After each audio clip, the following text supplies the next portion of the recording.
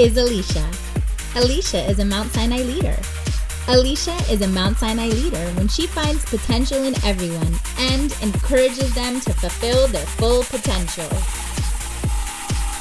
This is Carol. Carol is a Mount Sinai leader. Carol is a Mount Sinai leader when she is doing things just to make people smile. Caroline is a Mount Sinai leader. Caroline is a Mount Sinai leader when a project she worked on is completed on time. Catherine is a Mount Sinai leader too. Catherine is a Mount Sinai leader when others look to her for guidance. Cece is a Mount Sinai leader. Cece is a Mount Sinai leader when she empowers employees to dedicate themselves and give their all. Christina is a Mount Sinai leader too. Christina is a Mount Sinai leader when her team accomplishes collective goals. And then there's Cindy. Cindy is a Mount Sinai leader. Cindy is a Mount Sinai leader when she maintains a positive outlook. You know Jose. Jose is a Mount Sinai leader. Jose is a Mount Sinai leader when he gets his team involved to address complex issues. And Caitlin certainly is a Mount Sinai leader. Caitlin feels like a Mount Sinai leader when she empowers those on her team. Don't forget about Linda. Linda is a Mount Sinai leader. Linda is a Mount Sinai leader when she helps utilize data collected to inform strategic goals. And we've got Molly. Molly is a Mount Sinai leader. Molly is a Mount Sinai leader when she is vulnerable and creative. Then there's Navdeen. She is a Mount Sinai leader. She is a Mount Sinai leader when she is honest and impartial. You all know Nora. Nora is a Mount Sinai leader. Nora is a Mount Sinai leader when she knows the way, goes the way, and shows the way. And then there's me, Samantha Peller. I'm a Mount Sinai leader. I am a Mount Sinai leader when, well, here, let me show you and tell you more. First, let me take you back to a long time ago when I was that little boss in the ladybug swimsuit growing up in Gaithersburg, Maryland. Ha! Just kidding. I won't bore you by taking you all the way back in time. I actually just wanted an excuse to show you a cute photo of myself when I was a kid. But really, if, according to researcher, author, and leadership expert Brené Brown, the definition of a leader is anyone who takes responsibility for finding potential in people and processes and who has the courage to develop that potential, then maybe I've been a leader my entire life. In fact, upon reading this quote recently in Brown's book, Dare to Lead, and after everything I've learned over the past 6 months in Mount Sinai's Emerging Leader program, I began to wonder if maybe I've been a leader without even realizing it. Back in the day, I would have never considered myself to be a leader. To me, a good leader always looked something like this. Someone with a take-charge personality, with all the answers, all the charisma, all the power to influence others, all the intelligence, and someone cool and calm under pressure who is able to put out fires without breaking a sweat. I, on the other hand, always considered myself to be an introvert, as I learned was the case after taking the Myers-Briggs personality test as part of the Emerging Leaders program. Even though I may appear bubbly and social to all who know me, I've always been someone who preferred one-on-one interactions over speaking up in large groups, someone who didn't like to make waves or cause problems, someone who felt more comfortable accommodating the needs of others rather than taking charge, and as a highly sensitive person, someone who definitely had challenges when it came to keeping cool under pressure.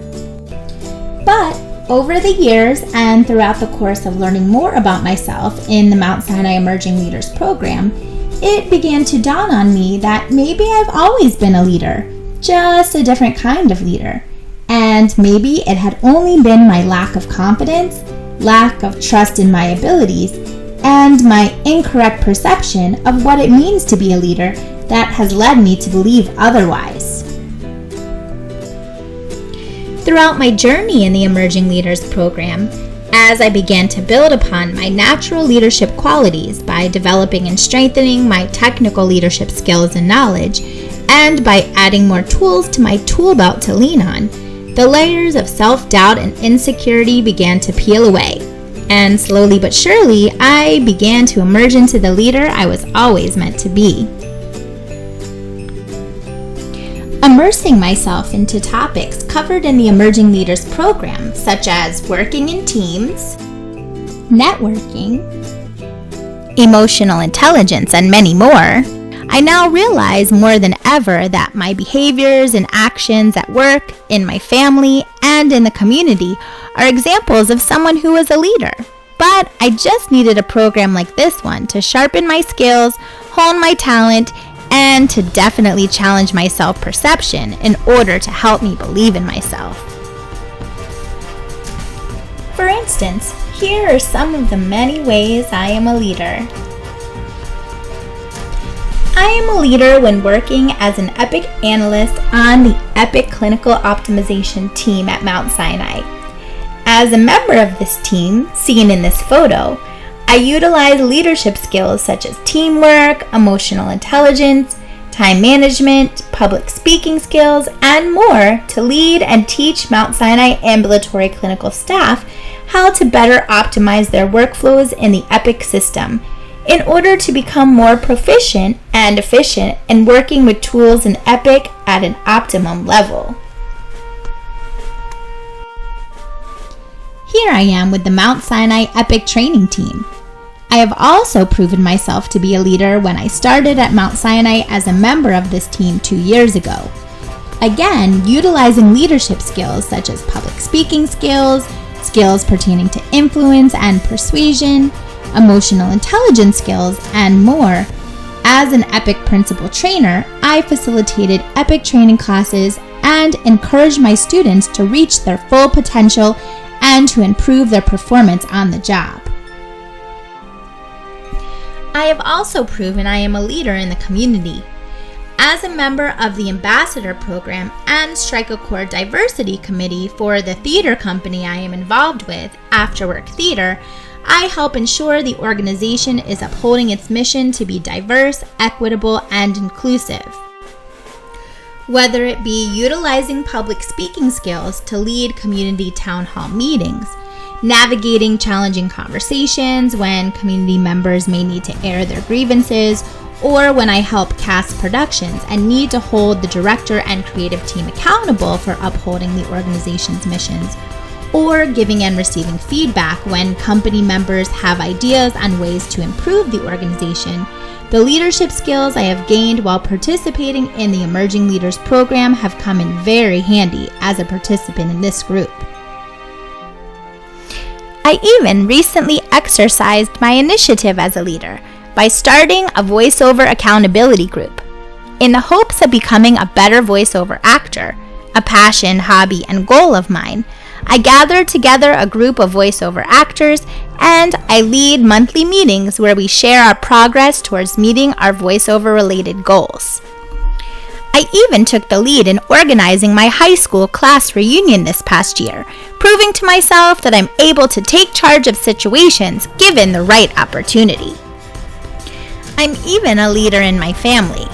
I recently took my nieces and nephews to a trampoline park and was the only adult there to do this, serving as a role model to #FaceYourFears.